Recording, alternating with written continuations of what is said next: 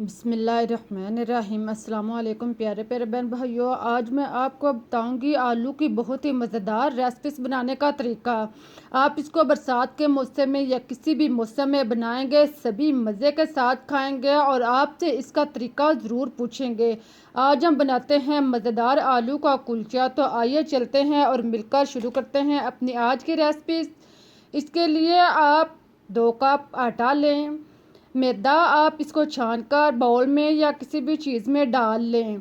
मैदा आप जितने आपने रेसिपीज बनानी है इस हिसाब से भी ले सकते हैं। हमारे पास 2 कप मैदा है, इसको आप छानकर बाउल में डाल लें और इसको दरमियान से गड़ा सा बना लें। देखें, इसके दरमियान में आप गड़ा बनाकर इसमें आप आधा कप दही डालें। दही के ऊपर आप नमक आधा चम्मच शामिल करें। नमक डालने के बाद आप इसमें 1 चम्मच चीनी डाल लें। आधा चम्मच आप मीठा सोडा और 1 चम्मच आप बेकिंग पाउडर डाल लें। इन सब चीज़ों को डालने के बाद आप इसको दही के अंदर खूब अच्छी तरह मिक्स करें। इन चीज़ों को आप दही में पहले अच्छी तरह मैश करें। जब ये सारी चीज़ें दही में अच्छी तरह जज़ब हो जाएं तो फिर आप इस दही को आटे में मिक्स कर लें। देखें, इस तरह आप इसको आटे के अंदर अच्छी तरह हल कर लें। इसको आप चम्मच के साथ फिर आप इसको हाथ के साथ खूब अच्छी तरह मैश करें। दही को आटे के अंदर अच्छी तरह जज़ब करने के बाद इसमें आप आधा कप या आधा रिक्वायर इसमें पानी लगाएं और इसको आप गूंद लें। साथ साथ आप ज़रूरत के मुताबिक इसमें पानी लगाते जाएं और साथ साथ आप इसको गूंद लें। इसको इकट्ठा करके बंडल की तरह बना लें। इसे 1 से 2 मिनट तक गूंदें। देखें, इस तरह आप आटे को 1 से 2 मिनट तक गूंदने के बाद अब आप इसके ऊपर ऑयल डाल लें। ऑयल या घी आप इसके ऊपर 2 चम्मच डाल लें और फिर आप ऑयल के अंदर आटे को अच्छी तरह गूंद लें। ऑयल के अंदर आप आटे को खूब अच्छी तरह गूंदें। सारे ऑयल को और आप आटे के अंदर अच्छी तरह जज़ब करें।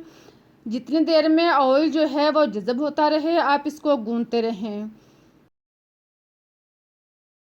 इस तरह से आप आटा गूंदेंगे तो बहुत ही मज़ेदार और टेस्टी रेसिपी तैयार होगी। नरम सा आटा गूंदकर आप इसको ढाँपकर 10 से 20 मिनट के लिए एक साइड पर रख दें। अब आप 2 से 3 अदद उबले हुए आलू लें। आलू उबाल कर आप इनको कुचल लें। इसके अंदर आप 1 अदद प्याज दरमियाने साइज़ का इसको आप बारीक काट कर डाल लें। 3 से 4 हरी मिर्च इसको आप बारीक काट कर इसमें डाल लें। फिर आप हरा धनिया कटा हुआ 2 से 3 चम्मच इसके अंदर डालें। इसके बाद आप इसके अंदर हल्दी 1 चौथाई चम्मच हल्दी पाउडर डालने के बाद आप इसमें सुरख मिर्च दानेदार आधा चम्मच डाल लें और काली मिर्च 1 चौथाई चम्मच पीसी हुई डाल लें। साथ में आप कश्मीरी लाल मिर्च आधा चम्मच डालने के बाद इसमें आप ज़ीरा पिसा हुआ 1 चम्मच डाल लें और खुश्क धनिया पाउडर 1 चम्मच डालने के बाद आप इसमें चाट मसाला 1 चम्मच डाल लें। इन सब चीज़ों को डालने के बाद आप इसको मिक्स कर लें। इनको आप अच्छी तरह मिक्स करें और फिर आप इसके अंदर नमक आप 1 चम्मच या आप टेस्ट के मुताबिक डाल लें। नमक डालकर आप इसको मिक्स करें और इसको आप ज़्यादा देर के लिए ना छोड़ें क्योंकि नमक जो है वो पानी छोड़ना शुरू हो जाता है, इसलिए आप इसे मिक्स करते ही इस्तेमाल कर लें। इसको आप सारे मसाले को आलूओं के अंदर खूब अच्छी तरह मिक्स करके आप इसको एक साइड पर रखें। अब आप आटा जो हमने मैदा 10 मिनट पहले गूंद कर रखा हुआ था इसको लें। आप देखें कितना अच्छा और सॉफ्ट आटा तैयार हुआ है। इसको दोबारा से आप 1 से 2 दफ़ा गूंद लें। इस तरह का नरम आटा गूंदेंगे तो इतनी ही अच्छी और मज़े की रेसिपी मज़े का कुलचा तैयार होगा। अब आप इसके दरमियाने साइज़ के पेड़े बना लें। देखें, इस तरह आप थोड़ा सा आटा लें और इसको दोनों हाथों में घुमाकर इसका गोल सा पेड़ा बना लें। इसी तरह आप बाकी पेड़े भी तैयार कर लें। हमारे पास 4 से 5 अदद पेड़े जो हैं वो तैयार हुए हैं। सारे पेड़े एक जैसे बनाकर आप एक साइड पर रख दें। अब आप एक पेड़ा लें, इसको आप हाथ की उंगलियों से थोड़ा सा फैलाकर इसे आप रोटी को शक्ल में बना लें। इसे छोटी सी रोटी पेड़े को आप फैलाकर छोटी सी रोटी की शक्ल में बना लें। देखें इस तरह आप दोनों हाथों में या उंगलियों की मदद से इसको थोड़ा सा फैलाएं और फिर आप इसे छोटी सी रोटी बना लें।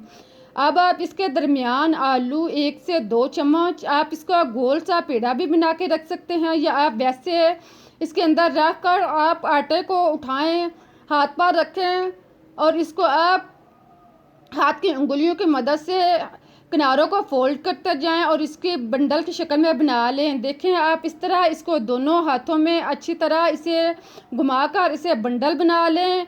इसे आप इकट्ठा करके इसे आप पेड़े की शक्ल में बनाएं। इस तरह आप दोबारा दोनों हाथ में घुमाकर पेड़ा बना लें। आप देखें आलू जो हैं वो बिल्कुल पेड़े के अंदर जज़ब हो गए हैं। इसी तरह आप पेड़ा जो है वो तैयार कर लें। अगर आपको इस तरीके से पेड़ा बनाना मुश्किल लगता है तो मैं आपको एक और तरीका बताती हूँ ताकि आप आसानी के साथ पेड़ा बना लें। आप पेड़े को थोड़ा सा फैलाएं, इससे रोटी की शक्ल में छोटी सी रोटी बनाएं और फिर आप इसको उठाए बगैर हाथों में रखे बगैर आप दोनों उंगलियों से आप इसको इकट्ठा करें और देखें इस तरह आप इसको हाथों की मदद से इकट्ठा करके बंडल बना लें और फिर आप इसे हाथ में घुमाकर पेड़ा बना लें। आप इसे इस तरह भी पेड़ा बना सकते हैं, हाथ में उठाकर भी बना सकते हैं और नीचे आप रख कर भी बना सकते हैं। जैसे आपको आसानी लगे इस तरह आप पेड़े बना लें। इसी तरह आप सारे पेड़े जो हैं वो तैयार कर लें। इनको आप तैयार करके एक साइड पर रखें। अब आप एक पेड़ा लें, इसको आप बेल का रोटी बना लें। पहले आप इसको हाथ की उंगलियों की मदद से हल्का सा बेल लें, फिर आप इसके नीचे अगर ये हाथ के साथ चिपकें तो आप मैदा थोड़ा सा इसके गिर्द लगा लें, नीचे भी मैदे का छिड़काव कर लें ताकि बेलने में आसानी हो। इस तरह आप इसको पहले हाथ की मदद से थोड़ा सा बेल लें और फिर आप इसको बेलनी के साथ बेल लें। इसे आप बेलनी के साथ बेलते जाएं और नॉर्मल सी रोटी तैयार कर लें। रोटी जो है वो ना ज़्यादा पतली होनी चाहिए ना ज़्यादा मोटी होनी चाहिए। इस तरह से आप मुनासिब साइज़ की रोटी तैयार कर लें। देखें इस तरह आप रोटी तैयार करने के बाद अब आप इसके ऊपर थोड़ा सा ब्रश के साथ या हाथ की मदद से उंगलियों के साथ इसके ऊपर थोड़ा सा पानी लगा लें।